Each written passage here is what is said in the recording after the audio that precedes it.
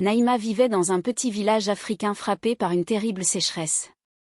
La rivière qui alimentait le village s'était tarie, et les prières des anciens restaient sans réponse. Orpheline, Naïma avait été élevée par sa grand-mère Mame Fatou, une guérisseuse respectée. Quand elle réalisa que son village risquait de mourir de soif, elle décida de chercher l'aide des ancêtres, dont le chant sacré semblait s'être éteint.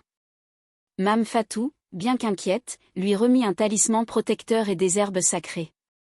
Elle la mit en garde, le chemin des ancêtres est dangereux. Seul un cœur pur peut entendre leur chant. Naïma quitta le village et traversa un désert aride, affrontant la chaleur brûlante le jour et le froid glacial la nuit. Une nuit, une étrange lumière dans le ciel sembla l'appeler, lui redonnant espoir et guidant ses pas.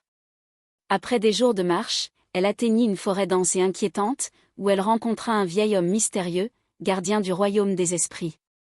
Celui-ci lui tendit une calebasse contenant un breuvage noir, affirmant que boire ce liquide lui ouvrirait les portes du monde invisible. Sans hésiter, Naïma but et fut transportée dans un royaume spirituel aux couleurs irréelles. Dans ce monde, elle rencontra Yenanga, une guerrière légendaire, qui lui révéla que le silence des ancêtres était dû au mépris des hommes envers la nature. Yenanga lui donna une mission, affronter le serpent géant qui avait enchaîné la rivière. Armée d'une lance sacrée, Naïma fit face à la bête, un serpent colossal aux yeux rouges. Bien qu'effrayée, elle puisa son courage dans l'amour qu'elle portait à son village. Après un combat acharné, elle parvint à terrasser le monstre, libérant un torrent d'eau qui inonda la caverne. Naïma se réveilla sous le baobab sacré du village, entourée des siens. La rivière avait recommencé à couler, sauvant le village.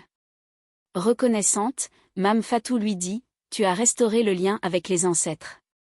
Leur chant vivra à travers toi. » Naïma devint une gardienne des traditions, veillant à ce que son village n'oublie jamais l'importance de respecter la nature et de maintenir le lien sacré avec les ancêtres.